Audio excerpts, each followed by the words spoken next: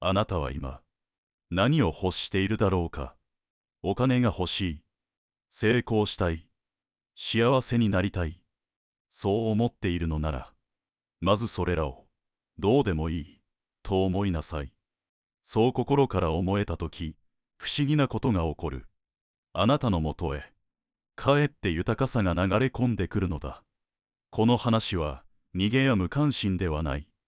むしろ、本当の自由と幸福を得るための知恵である。最後まで聞けばこの真理を理解するだろう。それでは早速、話していこう。第一章、空の手の法則。お金を得ることは悪ではない。成功を目指すことも否定すべきではない。だが私があなたに問いたいのは、その手は何を握りしめているのか、ということだ。人は富や賞賛を得ようとするあまり、しばしば拳を強く握りしめる。けれど、その握りしめた手には、新たな恵みが入る余地はないのだ。空の手にこそ、風は触れる。空の手にこそ、日の光は降り注ぐ。そして、空の手にだけ、予期せぬ恩恵が、そっと舞い込むのだ。反対に、欲望という名の拳を握れば握るほど、指の隙間から、大切なものはこぼれ落ちる。それはまるで、水をつかもうとする姿に似ている。力を込めれば込めるほど、水は逃げる。無理に握った瞬間、それは手中からこぼれ落ちる。さらに言えば、握った拳には、誰かに何かを与える余地もなくなる。分かち合う心も、閉じた手の中では育たないのだ。私は、無欲を説いているのではない。ただ、執着しないで手を開く、ことの力を、一度だけでも、体験してみなさいと言っているのだ。あなたが心の手を開いたとき、そこに入ってくるものは、あなたが追い求めたもの以上の価値を持つだろう。空の手であることが、なぜそれほど大切なのか。それは、この世界が常に流れているからだ。どんな富も、どんな栄誉も、とどまることなく移ろっていく。流れる水に、無理に席を設けようとすれば、水はよどみ、濁り、やがて腐る。だが、水の道を開いてやれば、それは澄み、育み、命を潤す流れとなる。富も同じである。それは流れる性質を持っている。だからこそ、抱え込もうとした瞬間、その本来の力を失ってしまうのだ。空の手とは、与える手である。そして、受け取る手でもある。与えることは、減ることではない。それは巡りを生み、豊かさの流れを起こす。私の教えに、不正があるのはそのためだ。ただの慈善ではない。心を開き、執着を手放すための訓練なのだ。あなたが何かを与えたとき、そこには空白が生まれる。その空白こそ、新たな恵みが入り込む通路となる。出すことで道が開け、開けることで入ってくる。その循環を信じられたとき、富はあなたの敵ではなく、友となるだろう。あなたが本当に欲しいのは、お金や成功そのものだろうか。あるいは、その先にある安心、自由、心のゆとりではないか。それらは、数字や地位として、一時的に手に入るかもしれない。だが、それを、手放せないもの、として抱えた瞬間、心は縛られ、むしろ不安が募っていく。空の手のものだけが、誠に自由である。それは、放棄ではなく、信頼である。この世界には流れがある。必要なものは、必要な時に訪れる。その巡りを信じ、固執せずにいられることが、本当の強さにつながっていくのだ。受け取るより先に、与えよう。掴むより先に、手を開け。その姿勢にこそ、真の豊かさは宿る。何かを強く求めるとき、見えていたものすら、見失う。だが、ふと手を離したとき、そこにこそ、思いがけない贈り物がある。執着なき手のひらは、最も強く、最も広く、この世界を受け入れることができる。あなたが静かに手を開いたその時、豊かさはためらいなくあなたに近づいてくるのだ。第2章、無給の行いは報われる。なぜ人は結果をそれほどまでに欲しがるのか。努力した分だけ成果が出る。そう信じることは悪いことではない。むしろ健全な姿勢とも言える。だが、結果ばかりを見つめていると、行いそのものの尊さを見失ってしまうのだ。私は、かつてこう語った。行為において純粋であれ。と。それはつまり、何かのためにではなく、行いそのものを整えよということだ。無給の行いは、静かに力を蓄える。見返りを求めずに行うことは、見えないところで大きな因果を生む。例えるならば、弓を引くとき、的ばかりを見ていては、矢の軌道は乱れてしまう。だが、呼吸を整え、腕を安定させることに集中すれば、結果として矢は正しく飛んでいく。同じように、今日の一歩、今日の所作にこそ、心を込めなさい。未来の報酬ではなく、今この瞬間の誠実さに価値を置くとき、あなたの行いは確かな道を開いていくだろう。焦ることはない。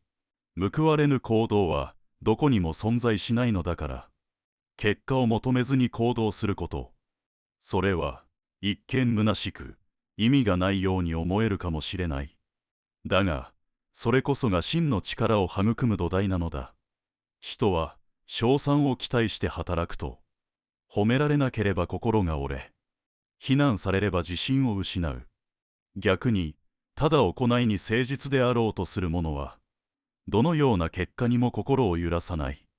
私の教えの中には、正見、正思、正語など、8つの正しい行いがある。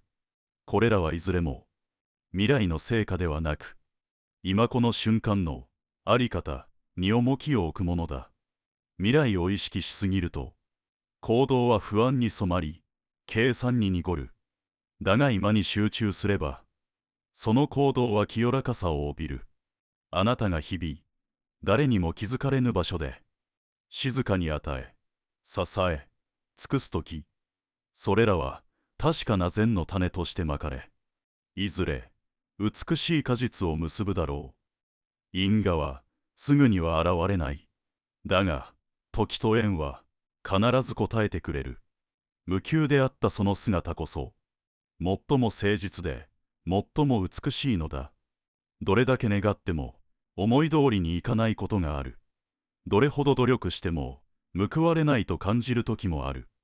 だが、その時点で結果が見えないからといって、その行いが無意味だったわけではない。むしろ、見返りを求めない行為ほど、深く、静かに人生を変えていく。欲がないからこそ、まっすぐに進める。期待がないからこそ、心が乱れない。やがて、その歩みは、気づかぬうちに他者を照らし、あなた自身をも明るくしていく。私が教えたいのは、無関心になれ、ではない。すでに満ちている心で生きなさい、ということだ。満ちた心には、余白がある。余白がある心には、誰かを包む余裕がある。そのあり方こそが、世界とあなたを、静かにつなぎ、良き縁を引き寄せる。見返りを期待するのではなく、与えること自体に、喜びを見出しなさい。求めないからこそ、深く届く。与えようとする姿勢が、巡り巡って、最良の結果を運んでくる。それは、計算や期待では得られない。静かな信頼が呼び込む報いなのだ。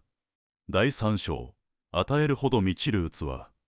人は何かを得ることで満たされると思っている。だが実際には、与えるときこそ、心は深く、豊かに潤うものなのだ。この世界には、巡りという性質がある。水が湧き、流れ、また空に昇り、やがて雨となって戻ってくるように。与えることは、失うことではない。それは、巡りの流れに自らを乗せるということだ。多くのものは、失いたくない、と思い、与えることを恐れる。だが、その恐れこそが、自分を孤立させ、流れから外してしまう。私は、何もすべてを差し出せと言っているのではない。ただ、心を開いて小さな一部を分けなさいと伝えているのだ。その一部が、誰かの癒しとなり、その癒しが、また別の誰かへとつながっていく。そして巡り巡って、あなた自身の心をも温める。富も、喜びも、徳も、流れの中にあるときこそ、最も澄み、力を持つ。閉じれば濁る。流せば澄む。あなたの手のひらは、与えるために開かれているのだ。それを知るとき、あなたの心もまた、静かに満ち始めるだろう。与えることに損はないのかと、そう尋ねる者もいる。だが、私の答えは明快だ。与えることで減るものは、ほんのわずか。得られるものは、それをはるかに超えている。まず、与えることで人の心は開かれる。その温かさが、見えない信頼の橋を築く。そしてその橋は、やがて自分に戻ってくる道ともなる。さらに、与える心は執着をほどく。これだけは手放せない、と思うものほど、一度手から離してみることで、その正体が見えてくることがある。それが真の富なのか、それとも恐れなのか。握りしめている限り、見えない真実があるのだ。与えるという行いは、心の風通しを良くする。そこにこそ、余白が生まれ、その余白にこそ、新たな恵みが舞い込む。風が吹くのは、開かれた窓からである。閉じた心には、風は通わない。だからこそ私は言う。与えよう、恐れずに。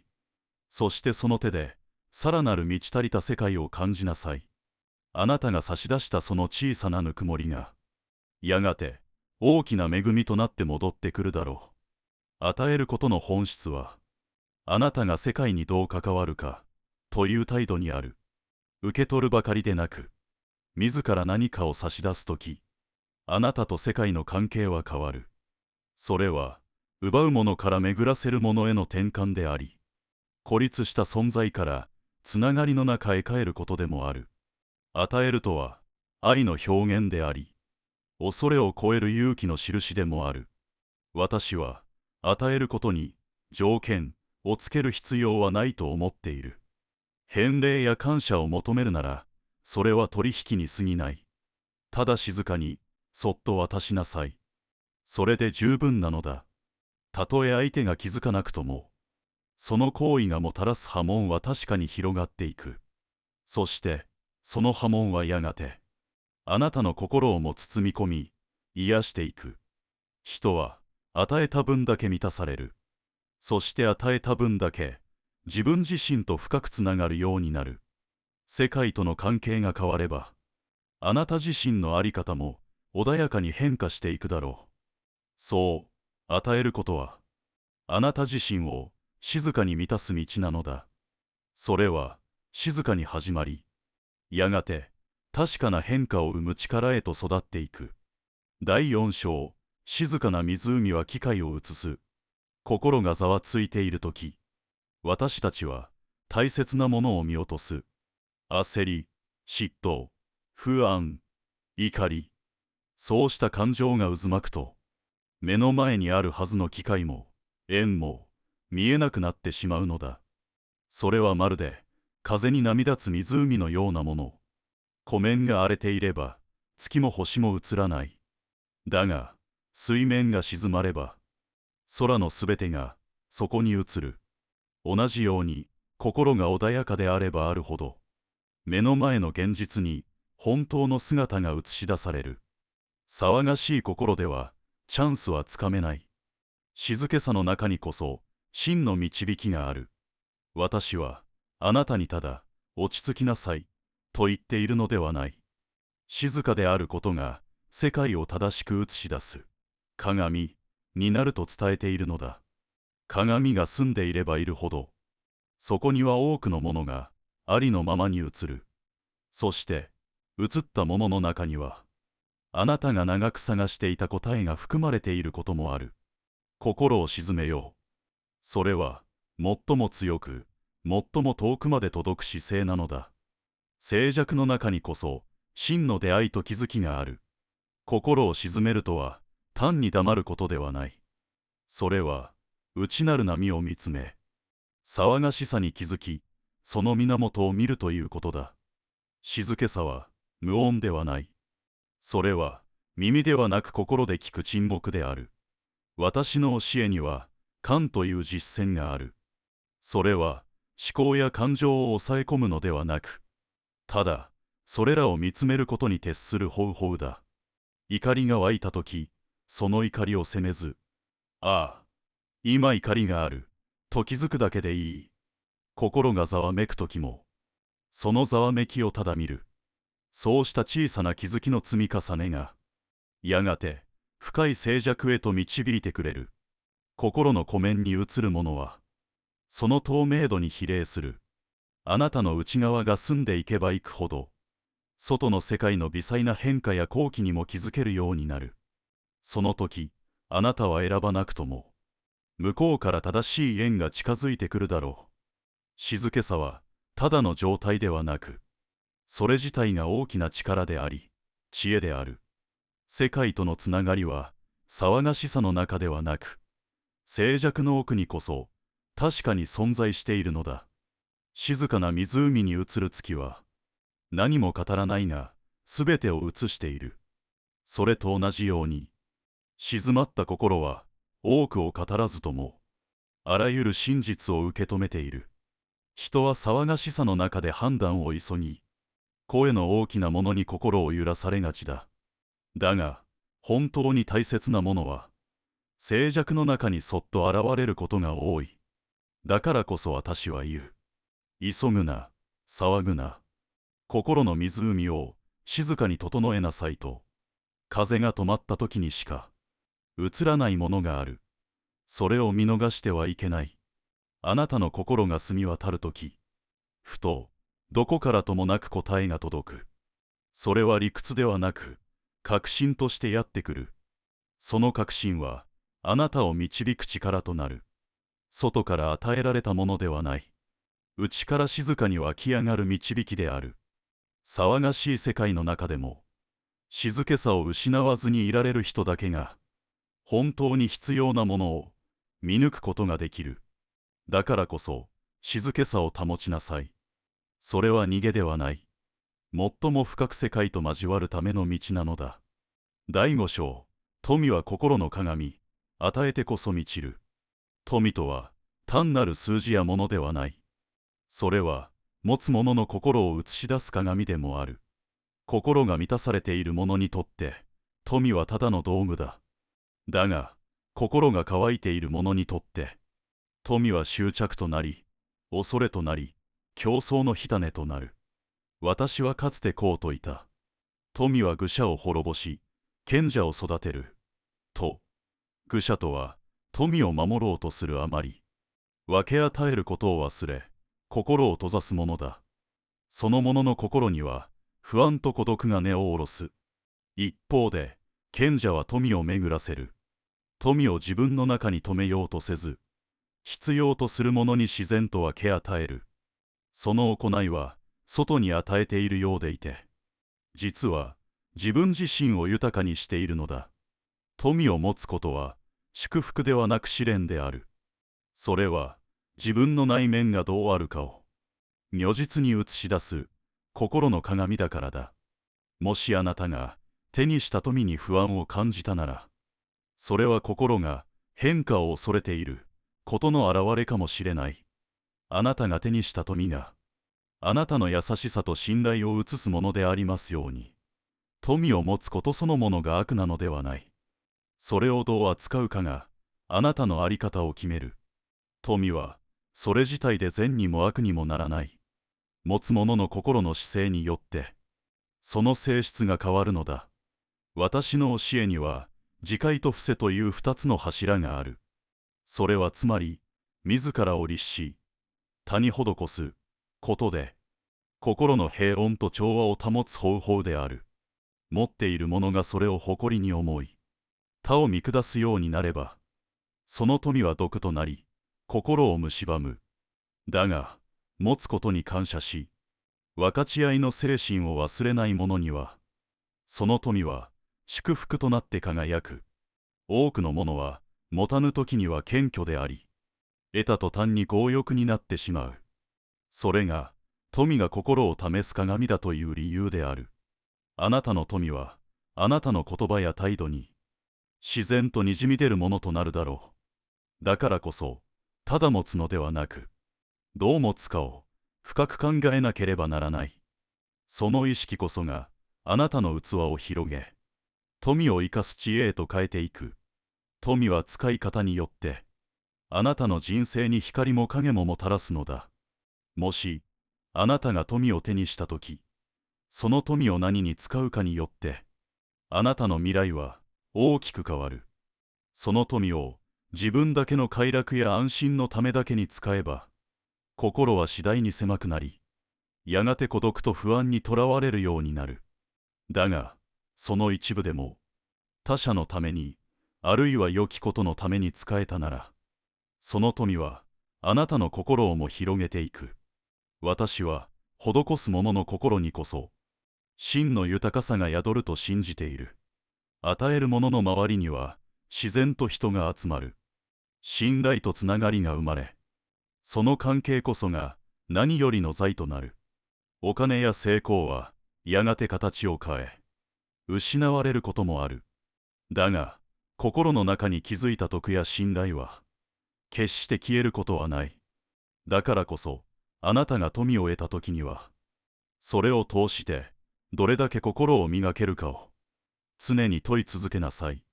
富は目的ではなく、手段である。あなたがどう生きるかを問う、試金石なのだ。いかがでしたか？お金や成功というものは、追いかければ追いかけるほど、遠ざかることがある。それは、握りしめる手には入らず、開いた手に、ふと舞い込むものなのですね。もし今日のお話が、皆様の人生に新しい気づきや励みを与えるものでしたら、コメント欄に、100を、また改善点やご意見がありましたら、0をお書きください。いいね、ボタンとチャンネル登録していただけると、とても励みになるので、ぜひよろしくお願いします。今後も様々なブッダの知恵を配信していきますので、通知をオンにして、次回の配信をお見逃しなきようお願いいたします。本日はご視聴いただき、誠にありがとうございました。